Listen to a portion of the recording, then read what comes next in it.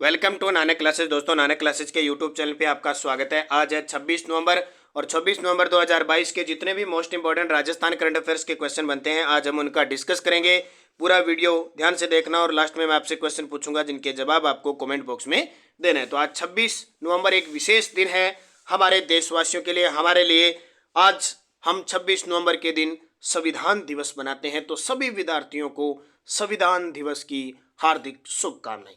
तो स्टार्ट करें आज की क्लास। टुडे मोस्ट इंपॉर्टेंट और सभी विद्यार्थियों को जानकारी दे देता हूं। आज 26 नवंबर के दिन आप खास शुभ अवसर पर हमारे नानक क्लासेज ऐप में आपको सभी जितनी भी टेस्ट सीरीज चल रही है उनमें 20% की छूट दी जा रही है। चाहे वो रीट हो, चाहे सेकंड ग्रेड हो, चाहे आरबीएससी पुस्तक हो, कोई भी हो, सब में 20% की छूट दी जा रही है। कोई विद्यार्थी अगर कोई कोर्स लेना चाहता है तो उसका फायदा उठा सकता है। स्टार्ट करें। सबसे पहले कल के क्वेश्चनों को हम करते हैं रिवाइज।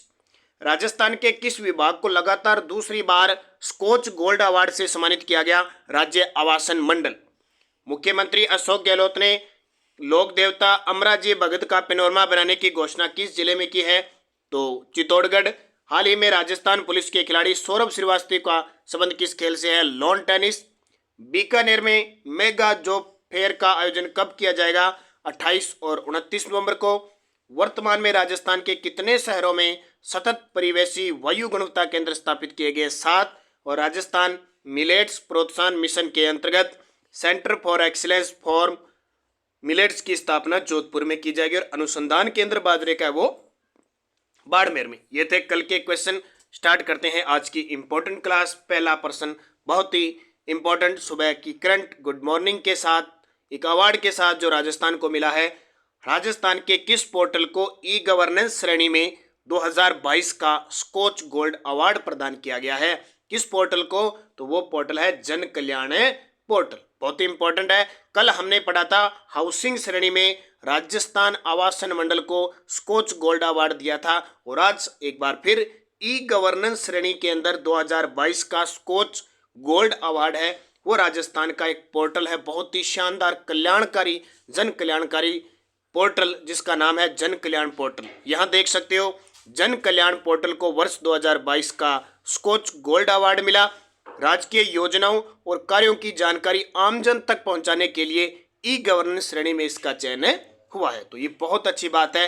राज किसान पोर्टल ये किसानों से संबंधित है। ई दाखिल पोर्टल उपभोक्ता विवाद से संबंधित है और ये मैंने आपको बताया था कि RKSMB के पोर्टल जो शिक्षा से संबंधित है जिसे हाल ही में रिकॉर्ड भी कायम इसका हुआ है। देखिए पूरे तथ्य सब, बस ये क्वेश्चन यहां से बन गया। ये पेपर में आपसे पूछा जाएगा। जन कल्याण पोर्टल 18 दिसंबर 2020 से संचालित है। योजनाओं के कार्यों की जानकारी आमजन तक पहुंचाने के लिए ई गवर्नेंस श्रेणी में अवार्ड दिया गया। कल मैंने आपको राजस्थान में कौन क्या ताजा अपडेट दे दी। आज राजस्थान में जितने भी बोर्ड आयोग है उनके अध्यक्ष का वीडियो दिया जाएगा। लगातार ऐसे छोटे छोटे वीडियो देकर आपको पूरा करंट आपको परफेक्ट कर दिया जाएगा। किसी भी प्रकार की आपको दिक्कत नहीं है कि बस आप कंटिन्यू चलते जाइए। पब्लिक वेलफेयर पोर्टल, इसका नाम याद रखना, पब्लिक वेलफेयर पोर्टल यानी जन कल्याण पोर्टल की शुरुआत 18 दिसंबर 2020 को हुई थी। बस याद रखना यह अपनी तरह का एकमात्र पोर्टल ऐसा है जिस पोर्टल जाए जिस स्थान पर सभी सरकारी योजनाओं की जानकारी एक साथ मिल रही है। तो ये आपके लिए इंपॉर्टेंट है और अवार्ड मिल गया तो अपने आप में खास महत्व का हो जाएगा। दूसरा प्रश्न, हाल ही में मुख्यमंत्री अशोक गहलोत ने डेफ ओलंपिक, डेफ क्या होता है? मूक बधिर दोनों ही, न बोल सकते हैं न सुन सकते हैं। डेफ ओलंपिक 2022 में पदक जीतने वाले खिलाड़ियों को पुरस्कार राशि देने के प्रस्ताव का अनुमोदन किया। इसमें शामिल खिलाड़ी, बहुत ही शानदार प्रश्न है और ये सबसे अच्छी बात है कि ओलंपिक है, पैरा ओलंपिक, ये जो खिलाड़ी पदक जीतते थे उन्हें राशि दी जाती थी, लेकिन इन डेफ यानी मूक बधिर के लिए कोई राशि का प्रस्ताव नहीं था। लेकिन मुख्यमंत्री अशोक गहलोत ने ये काम भी कर दिया। तभी तो कहते हैं ना जादूगर का जादू चल गया। अब कई जगह ये काम, ये बहुत अच्छा काम है। देखिए ये है गौरांशी शर्मा और ये है अभिनव शर्मा। ये अभिनव शर्मा डेफ बैडमिंटन के खिलाड़ी हैं और गौरांशी शर्मा भी डेफ बैडमिंटन की खिलाड़ी है। गौरांशी शर्मा कोटा की है, अभिनव शर्मा जयपुर के हैं। इन दोनों को और एक और 3 खिलाड़ियों को राशि दी गई है। ये सबसे अच्छी बात है कि जब डेफ खिलाड़ियों को भी जब पुरस्कार दिया जाता है तो इनका हौसला और बुलंद हो जाता है। तो देखो, अभिनव शर्मा बैडमिंटन के खिलाड़ी, गुरांशी शर्मा बैडमिंटन की, और वेदिका शर्मा राइफल शूटिंग यानी निशानेबाज, इन तीनों को ये अभी जो राशि भेंट की गई है वो आपको बताता हूं मैं उपयुक्त सभी। इनके क्यों बताने का, ये क्वेश्चन बनाने का ये तरीका तो कि अभिनव शर्मा गुरांशी शर्मा बैडमिंटन के खिलाड़ी है, वेदिका शर्मा निशानेबाज, इनका खेल याद रखना आपको जरूरी है। देखिए पूरी डिटेल कि डेफ ओलंपिक अभी ब्राजील के अंदर हुआ था, तो उसमें पदक जीतने वाले 3 खिलाड़ियों को 7 करोड़ रुपए की पुरस्कार राशि देने के प्रस्ताव का अनुमोदन किया। डेफ ओलंपिक 2022 में बैडमिंटन में स्वर्ण पदक विजेता अभिनव शर्मा, गुरांशी स्वर्ण पदक, देखो दोनों ने स्वर्ण पदक जीते थे 3-3 करोड़ रुपए, और राइफल शूटिंग में कांस्य पदक विजेता वेदिका शर्मा को 1 करोड़ रुपए की राशि दी जाएगी। बहुत ही इंपॉर्टेंट है। मुख्यमंत्री ने कहा कि जब सभी को उनको राशि दी जा रही है तो इन्होंने भी स्वर्ण और कांस्य जीता है, तो ओलंपिक होता है, अपनी अलग अलग कैटेगरी में होता है, तो इनको भी राशि दी जाए, प्रोत्साहन राशि दी जाए। तो ये काम किया मुख्यमंत्री अशोक गहलोत ने। अब ये बूस्टर डोज आपके काम की बड़ी होती है। सुबह चाय पियो न पियो, नाश्ता करो न करो, ये बूस्टर डोज मिल जाए आपके लिए रामबाण साबित होती है। राजस्थान सरकार द्वारा ओलंपिक में पदक विजेताओं को इनामी राशि बजट में, और आपको पता है पिछली जो ओलंपिक हुआ था उसमें अवनी लेखरा ने, इन्होंने देवेंद्र झाझड़िया ने पदक जीता था, सरकार ने प्रोत्साहन राशि दी थी। तो देखो, अगर ओलंपिक के अंदर स्वर्ण जीतता है तो 3 करोड़ रुपए, अगर रजत जीतता है तो 2 करोड़ रुपए, अगर कोई कांस्य जीतता है तो 1 करोड़ रुपए। ठीक है। एशियाई और जो राष्ट्रमंडल खेल होते हैं, अभी जो राष्ट्रमंडल खेल हुए ना बर्मिंघम में, अपने राजस्थान के 3 खिलाड़ियों ने भाग लिया, लेकिन दुर्भाग्य से कोई पदक नहीं आया। आते तो ये राशि मिलती, स्वर्ण पदक 1 करोड़, कांस्य पदक 60 लाख, और रजत पदक 60 लाख, और कांस्य पदक 30 लाख। ये पेपर में बार बार प्रश्न आ रहे हैं कि ओलंपिक में स्वर्ण रजत कांस्य 3-2-1, एशियाई राष्ट्रमंडल खेलों में स्वर्ण रजत कांस्य 1 करोड़ 60 लाख 30 लाख। ठीक है, तो इसको अच्छे तरीके से पढ़ना, ये बूस्टर डोज आपके काम की है। तीसरा प्रश्न, 26 नवंबर 2022 संविधान दिवस आज है। राज्यपाल कलराज मिश्र महाराजा सूरजमल ब्रज विश्वविद्यालय में संविधान पार्क का आज लोकार्पण करेंगे। यह किस जिले में? तो सूरजमल जाट का नाम आ गया। शाम 8 बजे आपको आरबीएससी की पुस्तक में आपको मैंने पूरा बता दिया। भरतपुर के जाट वंश, चुड़ामन, बदन सिंह, सूरजमल, राजा राम, गोकुल, ये सारे मैंने आपको करवा दी। तो सूरजमल ब्रज विश्वविद्यालय में संविधान पार्क का लोकार्पण करेंगे, ये भरतपुर में है। लेकिन आपसे पूछे ब्रज अकादमी कहाँ पे है? वो जयपुर में है। ब्रज अकादमी जयपुर में है, और महाराजा सूरजमल ब्रज विश्वविद्यालय भरतपुर केंद्र है। ये दोनों पॉइंट नोट कर लेना। और मैं फिर कह रहा हूं कि आज संविधान दिवस पर नानक क्लासेज ऐप में जितनी भी टेस्ट सीरीज चल रही है उन सब में 20% की छूट है, क्योंकि रीट लेवल सेकंड के लिए सामाजिक अध्ययन की, रीट के लिए इंग्लिश की, ठीक है, और रीट लेवल फर्स्ट की सब्जेक्ट सब टेस्ट सीरीज चल रही है। सेकंड ग्रेड के लिए मॉडल पेपर चल रहे हैं, तो वो आपके लिए बहुत कारगर साबित होंगे। देखिए पूरी डिटेल। राज्यपाल श्री कलराज मिश्र 26 नवंबर 2022 को संविधान दिवस के अवसर पर महाराजा सूरजमल ब्रज विश्वविद्यालय भरतपुर में संविधान पार्क का लोकार्पण किया। मान लो आज करेंगे तो मैंने किया बढ़ा दिया। विद्यालय परिसर में ही भी महाराजा सूरजमल जी की प्रतिमा का शिलान्यास किया। क्योंकि प्रश्न आता ही है, जाट जाति का प्लेटो अफलातून किसको कहते हैं? सूरजमल जाट को। 4 नंबर, 24 से 27 नवंबर 2022 4 दिवसीय मत्स्य महोत्सव का आयोजन कहाँ किया जा रहा है? 24 से लेकर 27 यानी 4 दिन हो गए मत्स्य महोत्सव का आयोजन अलवर, क्योंकि मत्स्य सिटी किसको कहते हैं? अलवर को। मत्स्य सिटी अलवर को कहते हैं। वह मत्स्य महोत्सव का आयोजन किया जाता है। ये आपके सामने मत्स्य महोत्सव 24 से 27 नवंबर 2022 सिटी पैलेस भिवाड़ी अलवर के अंदर इसका आयोजन किया जा रहा है। तो देखिए 24 से 27 नवंबर 2022 सिटी पैलेस भिवाड़ी अलवर में किया जा रहा है। अब देखो इसमें दर्शनीय स्थल, क्योंकि जब महोत्सव होता है तो कोई झांकियाँ निकलती है, कोई महोत्सव का आगाज कहाँ से होता है, कहाँ कहाँ से गुजरती है, वो इंपॉर्टेंट जगह बन जाती है। जैसे निमराना नाम सुना है अपने अलवर का, क्यों प्रसिद्ध है? राजस्थान का पहला जापानी पार्क है यहाँ पे निमराना अलवर। बानसूर यहाँ से विधायक है हमारे राजस्थान की उद्योग व वाणिज्य मंत्री कौन? शंकुतला रावत जी।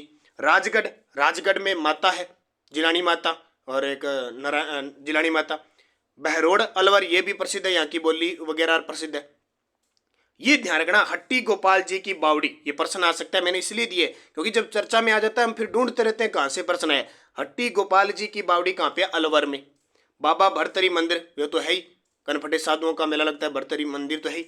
अलवर के वर्तमान जिला कलेक्टर जितेंद्र कुमार सोनी जी का बहुत बड़ा नाम है। मैंने टेलीग्राम पे इनकी एक दिन तस्वीर डाल के पूरी आपको बताया था, नागरिक सुरक्षा पदक हाल ही में मिला था, ई गवर्नेंस अवार्ड इन्होंने नागौर को दिलाया था, इससे पहले मतदान सूची में नाम लिखवाने और मत प्रेरित करने के लिए भी इन्हें अवार्ड दिया गया था। ऊर्जा के क्षेत्र में भी ये अवार्ड प्राप्त कर चुके हैं। अगला प्रश्न, 24 नवंबर 2022 को किस जिला प्रशासन के द्वारा बेटी बचाओ बेटी पढ़ाओ योजना के तहत कॉफी विद कलेक्टर कार्यक्रम आयोजित किया गया? यानी कलेक्टर जिला प्रशासन के साथ, एसपी के साथ बालिकाओं ने क्या किया, कॉफी साझा की। देखिए कॉफी पी इनके साथ बैठी है ना, ये देखो कॉफी के गिलास पड़े हैं, ऐसा देखो टाइम मिलता है तो अपने तो सुबह सुबह पी लिया करो। तो ये डूंगरपुर पहाड़ों की नगरी, वास्तव में ये दक्षिणी राजस्थान के जो जिले हैं, मन को मोह लेने वाले जिले हैं। यहाँ के जो विद्यार्थी हैं, यहाँ के लोगों को बहुत अच्छी बात है कि प्रेरणादायक यहाँ से सूचनाएं मिलती है। इतनी सारी, जितनी उत्तरी राजस्थान के अंदर कंडीशन है, उतनी दक्षिणी राजस्थान के अंदर कुछ चीज़ों में न होने के बावजूद भी ये प्रशासन के द्वारा चलाया जाता है, ये सबसे बड़ी बात है। तो देखिए 24 नवंबर 2022 डूंगरपुर जिले में जिला प्रशासन और महिला अधिकारी विभाग के तत्वाधान में बेटी बचाओ बेटी पढ़ाओ के तहत कॉफी विद कलेक्टर कार्यक्रम आयोजित। क्योंकि मेरी पुलिस मेरा अभियान, मेरी दोस्त मेरी पुलिस मेरी दोस्त अभियान चला था, और भी बहुत सारे इस प्रकार के अभियान, प्रतापगढ़ जैसे पूरे हैप्पीनेस इंडेक्स में प्रतापगढ़ टॉप पे है, तो बहुत सारी प्रतापगढ़, डूंगरपुर, बांसवाड़ा में आवास बनाने के क्षेत्र में भी, जल श्रेणी में भी अवार्ड मिल चुके हैं। तो ये डूंगरपुर, बांसवाड़ा, वागड़ क्षेत्र का ये प्रतापगढ़, या खूब सारी एकदम सरकार के द्वारा जो योजनाएं चलाई जाती है या प्रशासन है, एकदम जितनी सुविधा न मिलने के बावजूद भी पूरे सचेत रूप से काम किए, और ये सबसे बड़ी बात है। अगला प्रश्न देखो, हाल ही में 25 नवंबर 2022 को राजस्थान हाईकोर्ट में 8 नए न्यायाधीश नियुक्त की मंजूरी दी गई है। इससे राजस्थान में न्यायाधीशों की संख्या हो जाएगी। यानी कल 25 नवंबर थी और सुप्रीम कोर्ट की कॉलेजियम व्यवस्था से राजस्थान को 8 नए न्यायाधीश मिलेंगे, प्लस एक और मिलेगा। यानी 8 तो मंजूरी मिली है, 9 का 1 का ट्रांसफर और होगा। टोटल इतने होने के बाद राजस्थान में टोटल हो जाएंगे 35। कितने हो जाएंगे? 35 टोटल। आपको पता है कि राजस्थान हाईकोर्ट में पद कितने स्वीकृत है? 50 न्यायाधीश के, यानी 49 न्यायाधीश और एक मुख्य न्यायाधीश। इतने दिन 26 थे, अब ये 9 न्यायाधीश और आ जाएंगे तो 35 हो जाएंगे। अब 9 कैसे, मैं थोड़ा सा बताऊंगा। 8 तो कॉलेजियम व्यवस्था से मंजूरी मिली है, 1 का ट्रांसफर होगा तो टोटल 9 हो जाएंगे। तो कितने हो जाएंगे अब? 35 देखो पूरी डिटेल देख लो। राजस्थान हाईकोर्ट में स्वीकृत है 50 पद। ये प्रश्न बहुत बार पेपर में आते हैं। मुख्य न्यायाधीश सहित 16 जज है, 8 नए मुख्य न्यायाधीश आ जाएंगे और एक जस्टिस मद्रास के टी राजा के आने पर मुख्य न्यायाधीश सहित 35 हो जाएंगे। अब देख लो 26 ही थे, 50% खाली रहते न्यायाधीशों के अंदर। अपने कहते हैं ना कि उस भर्ती में इतनी सीटें खाली है, उस विभाग में सीटें, यार हाई कोर्ट में जो न्यायपालिका है उसमें आधे पद खाली रहते हैं आप, और तो दूर की बात। बाकी तो कोई रीट का पेपर है, सेकंड ग्रेड का है, कोई वनपालक है, सीटें खाली है, भरी जाएंगी। वहाँ तो सीटें रहनी है। यहाँ जहाँ न्याय होता है, जहाँ सारा दिन मुकदमे चलते हैं, पैरवी होती है, सारा कुछ होता है, वहीं खाली पड़े हैं। देखो हिसाब लगाओ आप, क्या अंदाजा हो सकता है। तो बाकियों में तो रहना ही रहना है। तो 26 जज है, 8 नए मुख्य न्यायाधीश आने पर अब 35 हो जाएंगे। सुप्रीम कोर्ट कॉलेजियम ने 8 नए जजों को मंजूरी दे दी। 6 तो होंगे न्यायिक अधिकारी कोटे से और 2 वकील कोटे से होंगे। ठीक है, तो सुप्रीम कोर्ट कॉलेजियम ने मद्रास हाईकोर्ट के एक्टिंग सीजे, ठीक है, एक्टिंग सीजे टी राजा को राजस्थान हाईकोर्ट में ट्रांसफर करने की सिफारिश की है। तो 8 तो नए आएंगे, एक ये हो गए, 9 हो गए। अब न्यायिक अधिकारी में नाम याद रखने की जरूरत नहीं है, ये नाम दे रखे हैं, ये जरूरत नहीं है आपको। 7 नंबर, केंद्र के देश में 8 नए आधुनिक शहर विकसित करने की योजना के तहत राजस्थान के रानपुर में शहर बसाया जाएगा। यह किस जिले में है? केंद्र के द्वारा 8 नए आधुनिक शहर विकसित करने की योजना है। टोटल कितने? 8। उनमें से अब राजस्थान का भी, राजस्थान के एक स्थान पर रानपुर स्थान है, वहां पे शहर बसाया जाएगा। ये कोटा के अंदर है। बहुत ही इंपॉर्टेंट प्रश्न है। देखिए देश के 8 नए आधुनिक शहर विकसित करने की योजना के तहत चंडीगढ़ की बसावट को मॉडल मानते हुए रानपुर कोटा की 110 हेक्टेयर जमीन पर नया शहर बसाया जाएगा। शहर 3 साल में बसाने की समय सीमा रखी गई है। 15वें वित्त आयोग ने देश में 8 शहर विकसित करने के लिए शहरी विकास मंत्रालय को 8000 करोड़ का बजट स्वीकृत किया है। तो ये इंपॉर्टेंट है। अब रानपुर कोटा का नाम सुना है आपने। एक तो आपको पता है राजस्थान के अंदर 4 एग्रो फूड पार्क है, गंगानगर, अलवर, जयपुर और कोटा में, जोधपुर में, सॉरी जयपुर में नहीं है, गंगानगर, अलवर, जोधपुर, कोटा। और वो कोटा के अंदर जो स्थान है रानपुर, वहां पे एग्रो फूड पार्क। एक रानपुर के अंदर पिछली साल आपको पता है मुख्यमंत्री अशोक गहलोत ने एक विश्वविद्यालय जय मिनेश आदिवासी विश्वविद्यालय का शिलान्यास किया था, वो भी यहाँ पे। तो ये 2 कोटा के रानपुर की बात आपको याद रखनी है। अगला प्रश्न, राजस्थान के किस जिले में स्थित राजकीय महाविद्यालय बनियाना का नामकरण चौधरी स्वर्गीय श्री खरताराम राजकीय महाविद्यालय बनियाना करने के प्रस्ताव को मंजूरी दी? हालांकि देखो ये कोई इंपॉर्टेंट नहीं है, लेकिन अभी राज्य मंत्रिमंडल की जो बैठक हुई है उसमें इसका प्रस्ताव पेश किया, क्योंकि एग्जामिनर आपको पता है कोई भी प्रश्न दे सकता है। जब इतनी बड़ी बैठक के अंदर इसका नाम प्रस्तावित हुआ है तो हो सकता है एग्जामिनर कहीं भी क्वेश्चन पूछ ले। आपको क्यों, सुबह की क्लास का बस यही फायदा है, थोड़ा सा आपकी नजरों से निकल जाए करंट। तो राजकीय महाविद्यालय बनियाना का नामकरण चौधरी स्वर्गीय श्री खरताराम राजकीय महाविद्यालय बनियाना करने के प्रस्ताव को मंजूरी दी है। यह जैसलमेर के अंदर, बस इतनी बात याद रखना, यह है कहाँ पे, जैसलमेर में। और बूस्टर डोज देखो, अब ये बूस्टर डोज कौन सी है, जो राज्य मंत्रिमंडल की बैठक हुई थी उसमें क्या निर्णय लिए वो देखो। एक तो बीकानेर में मिनी फूड पार्क बनाया जाएगा क्योंकि लगभग सभी जिलों में 11 मिनी फूड पार्क बनाए जाएंगे ना, इस बजट में घोषणा हुई थी। कई दिन पहले मैंने 12 का बताया था, अब बीकानेर का आ गया। राजस्थान ग्रामीण पर्यटन योजना 2022 का अनुमोदन, राजस्थान बेघर उत्थान व पुनर्वास नीति 2022 का अनुमोदन, राजस्थान वानिकी व जैव विविधता विकास समिति का गठन। राज्य मंत्रिमंडल ने राजस्थान में पर्यटन की अपार संभावनाओं और पर्यटकों को आकर्षित करने के लिए messrs Excel media entertainment LLP Mumbai द्वारा लघु फिल्म निर्माण के प्रस्ताव को मंजूरी दी है। ये तो कुछ पॉइंट थे जो मंत्रिमंडल में अनुमोदन हुए, उसको मैंने आपको पूरा बता दिया। PDF हमारी टेलीग्राम पे आपको मिल रही है, ये देखो PDF मिल रही है, Nanak classes Rajasthan current affairs. 83,000 plus विद्यार्थी जुड़े हुए हैं, आप ज्वाइन कीजिए सारे विद्यार्थी। PDF क्विज और इंपॉर्टेंट और रीट वाले विद्यार्थी ध्यान रखना, आपके लिए कोई साइंस वगैरह की, और जब भी मौका मिलता है आपको कुछ 5-10 की क्विज मिलती रहती है, तो सारे एक तो इस टेलीग्राम को ज्वाइन कीजिए। और इंडिया इंटरनेशनल पढ़ने के लिए, क्योंकि CAT का LDC का ये एग्जाम होगा, इनके अंदर इंडिया करंट अफेयर्स भी आएगा, तो प्रताप क्लासेज हमारी लगातार आपके साथ चल रही है, आप जरूर ज्वाइन कीजिए और उसका अध्ययन कीजिए। और ये पुस्तक हमारी बाजार में उपलब्ध है, Nanak classes Rajasthan current affairs की ऑनलाइन ऑफलाइन इसकी सुविधा उपलब्ध है। पिछले वीडियो का क्वेश्चन, राजस्थान के किस जिले में मिशन आर्या के तहत समझ स्पर्श की अभियान चलाया जा रहा है? तो दौसा, सभी ने सही दिया। एक भीम अभियान भी कहाँ का है? दौसा का। अब आपके लिए क्वेश्चन जिसका जवाब आपको कमेंट बॉक्स में देना है, राजस्थान के किस विभाग को लगातार दूसरी बार स्कोच गोल्ड अवार्ड 2022 से सम्मानित किया गया? रिको, आवासन मंडल, शिक्षा विभाग, अक्षय ऊर्जा निगम। सही जवाब आपको कमेंट बॉक्स में देना है। यस्टरडे डोज क्या थी? आड, हमेल, नावा, उर्वशी किसके आभूषण है? गले के। गुड़दा, ओगन्या, मुर्की किस अंग के आभूषण है? कान के। फिणी, नथ, बेसरी, लूंग किस अंग के आभूषण है? नाक के।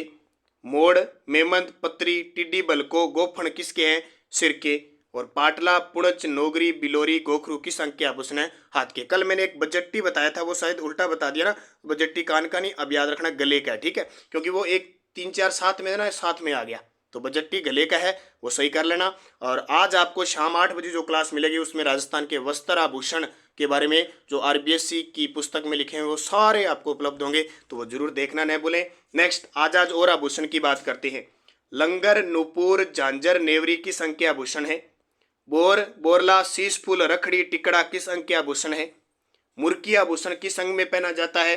नोगरी, जांट, ठीक है, चांट, गजरा, गोखरू, कातरिया किस अंग के आभूषण है? थमियो, थेडियो, आड, मुठिया, जालरा, ठुसी किस अंग के आभूषण है? सही जवाब आपको कमेंट बॉक्स में देना है। जाते जाते आप सारे विद्यार्थी वीडियो को एक बार तहे दिल से लाइक शेयर जरूर कर देना। अगर आपको लगे कि आपको अच्छा लगा है तो आप जरूर लाइक, इससे क्या होता है हमें मोटिवेट हम भी हो जाते हैं कि हमें लगा कि हाँ हमारे द्वारा दी गई क्लास आपको पसंद आ रही है। बस आप निरंतर अध्ययन करें और ऐप में आपको हर एक कोर्स पर 20% की छूट मिल रही है। धन्यवाद सभी विद्यार्थियों को। जय हिंद, जय भारत।